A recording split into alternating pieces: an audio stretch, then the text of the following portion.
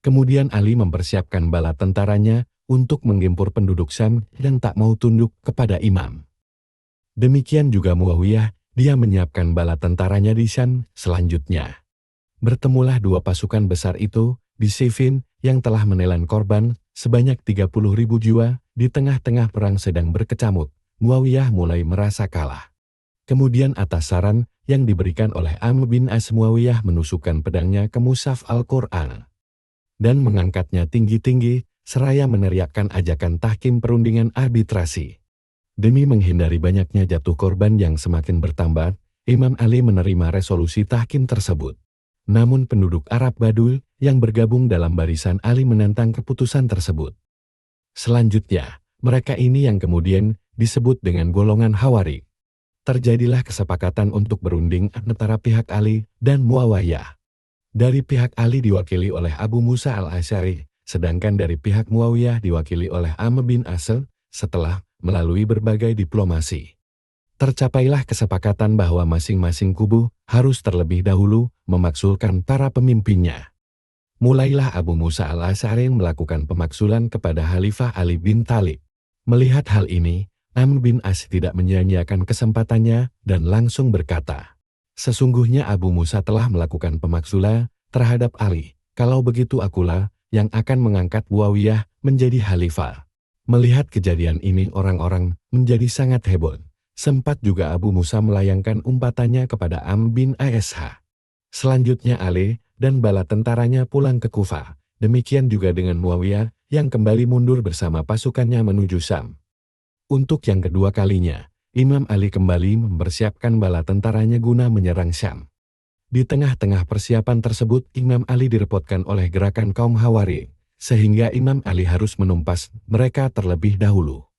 Pada tahun 36 Hijriah, untuk kesekian kalinya beliau kembali menggalang pasukannya, namun seruan beliau ini sulit terrealisasi disebabkan penduduk Irak telah terpecah belah.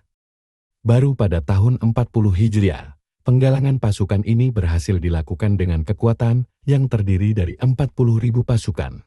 Sebelum beliau melakukan aksi militer menuju Syam, Imam Ali terbunuh, dan apa yang telah menjadi ketetapan Allah, niscaya akan terjadi. Ceng berita Nabi Shallallahu Alaihi Wasallam terkait perang Siffin. Dari Abu Hurairah radhiyallahu anhu bersabda Rasulullah Shallallahu Alaihi Wasallam, "Hari kiamat tidak akan terjadi sebelum adanya dua kelompok umat Islam yang sama-sama melakukan pertempuran yang sangat besar dan seruan keduanya sama, muttafaq alaih." Penjelasan hadits tersebut di dalamnya ada isyarat terkait peperangan yang terjadi antara Muawiyah dan Ali radhiyallahu anhuma sepeninggal Khalifah Utsman bin Affan. Sedangkan ungkapan Nabi dawahuma wahidan mempunyai maksud masing-masing kelompok mengaku sebagai juru dakwah Islam.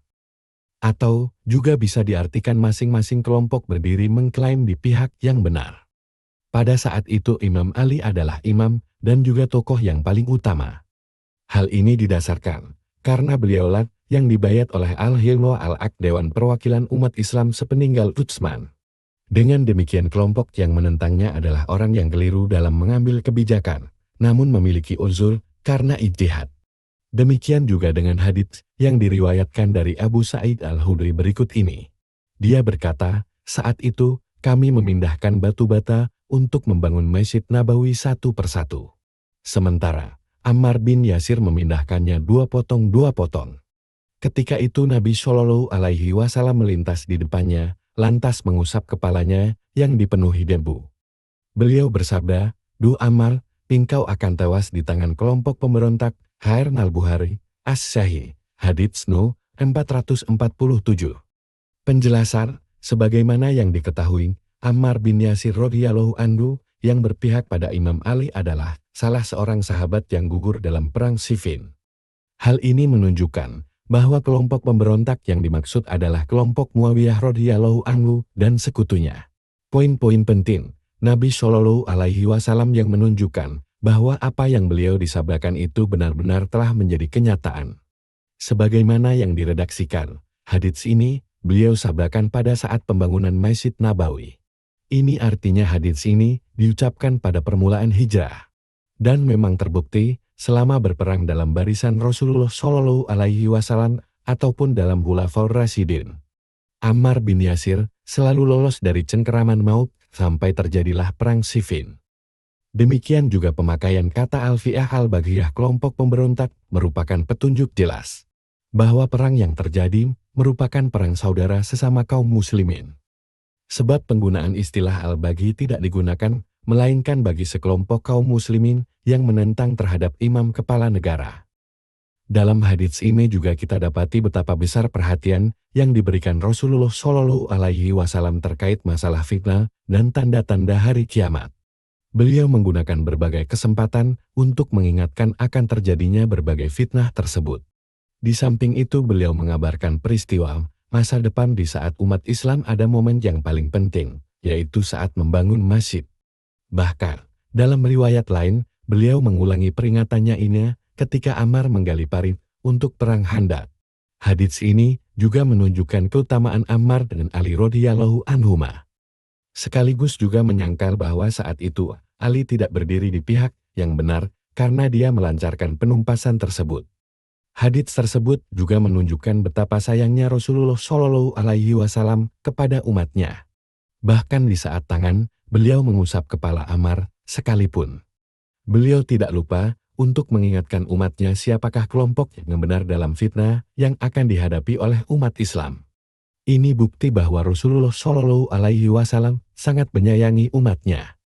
Dari Abu Sa'id Al-Khudri, Rasulullah Shallallahu Alaihi Wasallam bersabda, dalam umatku nanti akan terdapat dua golongan yang salah satunya akan keluar dari ketaatan kepada iman dengan menentang kelompok lainnya. Nantinya golongan penentang ini akan ditumpas oleh kelompok satunya lagi yang berdiri di pihak yang benar. HR, Muslim, Az-Zakar, Hadits 1065. Dalam riwayat yang lain disebutkan, akan muncul penentang dari golongan kaum muslimin. Kemudian kelompok yang berdiri di pihak yang benar akan menumpas mereka. HR, Muslim, Az-Zakar, Hadits 1065. Perjelasan hadits ini memberi isyarat tentang penumpasan golongan Hawari, yaitu golongan yang menyimpang dari agama dan memisahkan diri dari tubuh kaum muslimin pada saat terjadi perseteruan antara Ali dan Muawiyah radhiyallahu anhuma. Hadits ini menerangkan bahwa kelompok yang paling utama dan yang berdiri di pihak yang benar yang akan menumpas golongan ini. Dan benarlah Imam Ali melancarkan penumpasan ini. Ini membuktikan bahwa kelompok Ali yang berdiri di pihak yang benar. Secara tidak langsung logika, terbaliknya menyatakan kelompok Muawiyah adalah kelompok pemberontak. Meskipun demikian, hadits ini juga menunjukkan bahwa kedua pihak yang berseteru dalam perang Siffin bukanlah orang-orang yang dinyatakan sebagai orang-orang yang keluar dari keimanan mereka dan bahkan tidak dinyatakan sebagai orang-orang fasik. Yang perlu dicatat masalah ini hanyalah berkutat masalah benar tidaknya hasil ijtihad mereka. Dengan kata lain salah satu di antara dua golongan tersebut ijtihadnya tepat mengenai sasaran kebenaran, sedangkan yang satunya melenceng dari kebenaran. Atau antara yang rajih unggul dengan yang marjuh lebih unggul. Hadits tersebut dan banyak hadits lainnya dalam menanggapi perang Jamal dan perang Siffin sama sekali tidak melayangkan tuduhan yang memojokkan kedua pihak yang berseteru. Bahkan sebaliknya hadits-hadits tersebut justru mengesankan dengan kuat bahwa yang terjadi hanyalah perbedaan hasil ijtihad. Dan tentunya hal ini disertai petunjuk Nabi, manakah ijtihad yang benar dan mana ijtihad yang salah, dan yang paling penting, baik yang salah atau yang benar sama sekali tidak divonis sebagai kelompok yang keluar dari keislaman atau keimanan mereka. Beda halnya dengan kelompok Khawarij, jelas-jelas hadits yang menyinggung kelompok ini menyatakan tuduhannya bahwa kelompok itulah yang menyimpang dari agama. Kuatnya perintah untuk menumpas mereka, perintah mengamputasi mereka dari tubuh umat Islam, dan betapa bahayanya kelompok satu ini bagi eksistensi dakwah Islam. Pada kelanjutannya hal ini menunjukkan adanya perbedaan yang paling substantif dan prinsipil jika dibandingkan dengan konflik intra yang terjadi di kalangan para sahabat dengan penumpasan kaum Hawari.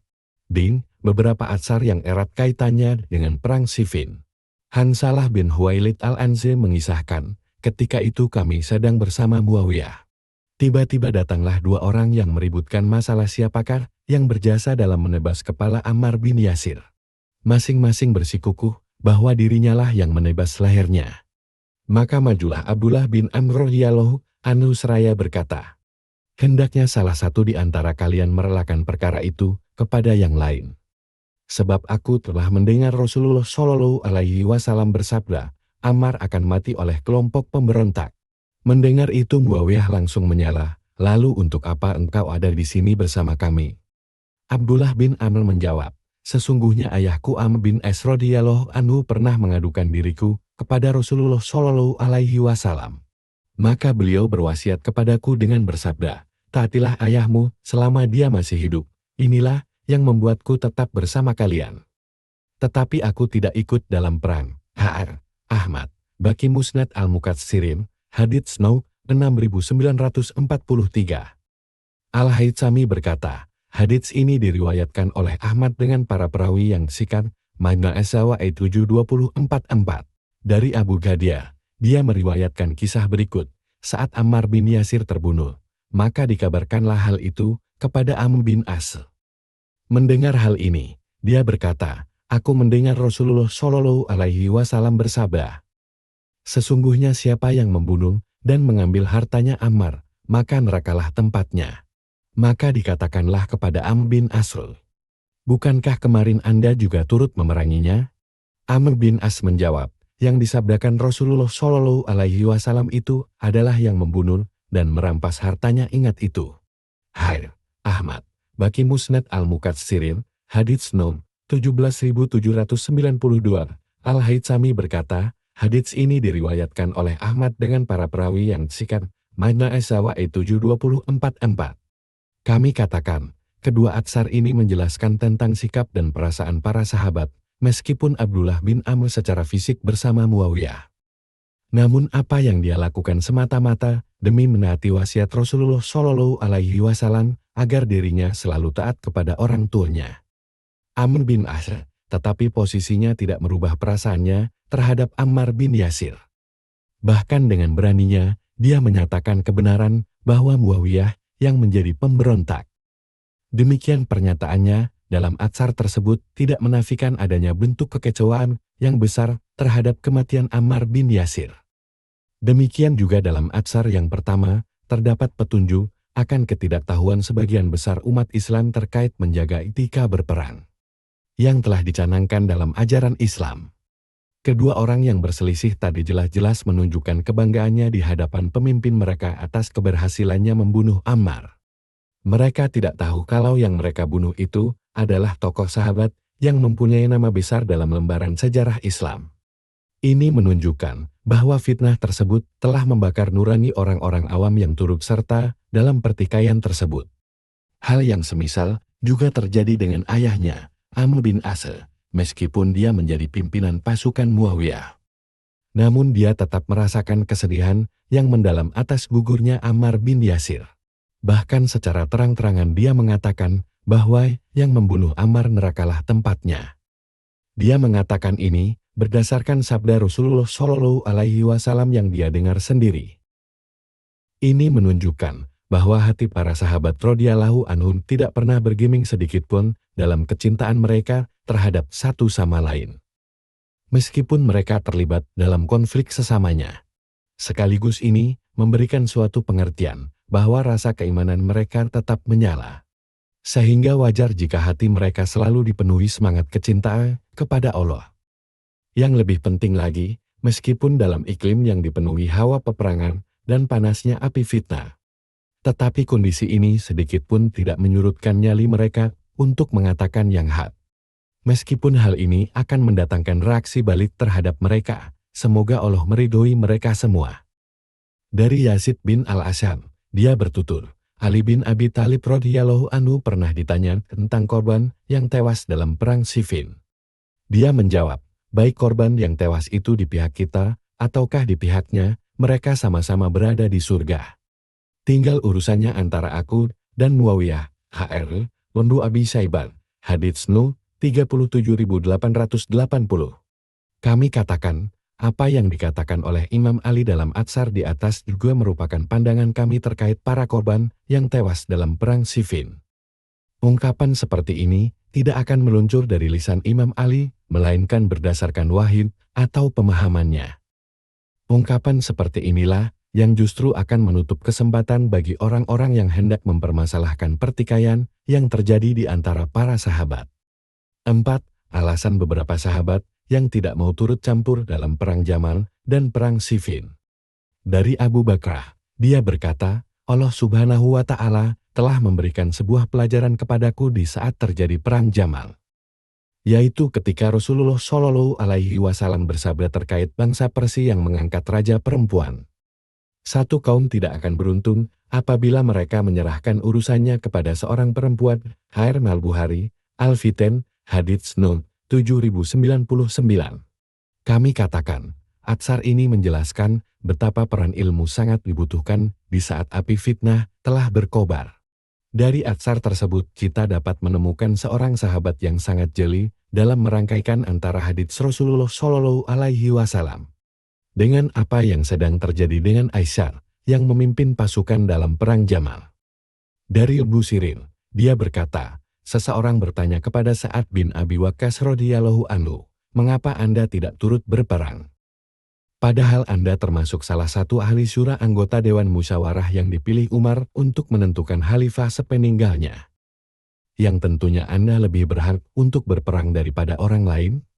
Sa'ad menjawab, aku tidak akan berperang meskipun aku diberi pedang yang memiliki lidah, 2 bibir, dan 2 mata yang dengan pedang itu seseorang dapat ku ketahui apakah dia mukmin atau kafir. Aku ini pernah berjihad dan aku pun tahu apa itu jihad. Dan aku pun tak akan menonjolkan diriku jika aku tahu ada orang yang lebih baik daripada diriku. Kami katakan, sikap yang diambil Sa'ad bin Abi Waqqas radhiyallahu anhu ini mengesankan bahwa perang Jamal dan perang Siffin bukanlah perang jihad bagi kedua kelompok yang sedang bertikai. Dan lebih baik jika seorang muslim menjauhi peperangan tersebut daripada harus mengalirkan darah seorang muslim lainnya. Dari Husain bin Harijah, dia berkisah, ketika fitnah yang pertama perang Jamal membuat aku bingung, maka aku berdoa kepada Allah. Ya Allah, tunjukkanlah kepadaku jalan yang benar dan yang akan aku jadikan pegangan. Setelah aku berdoa, aku bermimpi melihat dunia dan akhirat yang hanya dibatasi oleh penyekat yang tidak begitu panjang. Tiba-tiba saja aku berada di depan tembok tersebut. Aku berkata dalam hati, andai aku melompati sekali saja niscaya aku akan terperosok dalam korban tawas Bani Asja, hingga mereka dapat mengabarkan kepada diriku.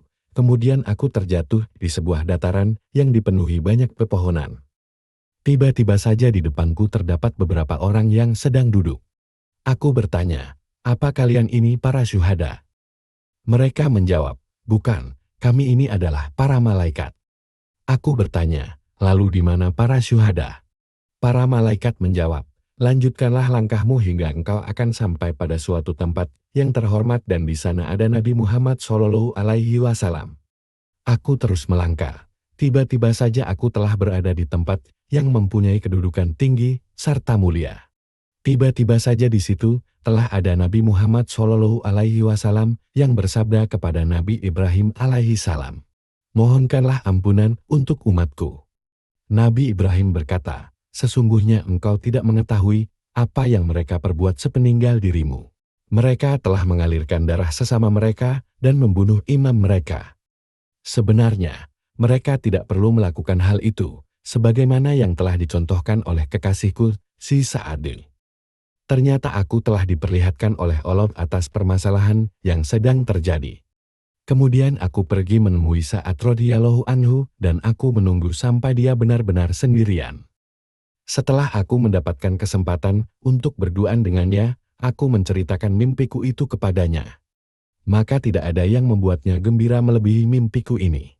Sa'ad berkata, alangkah malang orang-orang yang tidak menjadikan Ibrahim alaihi salam sebagai kekasihnya. Aku bertanya kepada Sa'ad, Anda berada di kelompok mana? Aku tidak berada di kelompok keduanya Aisyah atau Ali, jawab Sa'ad.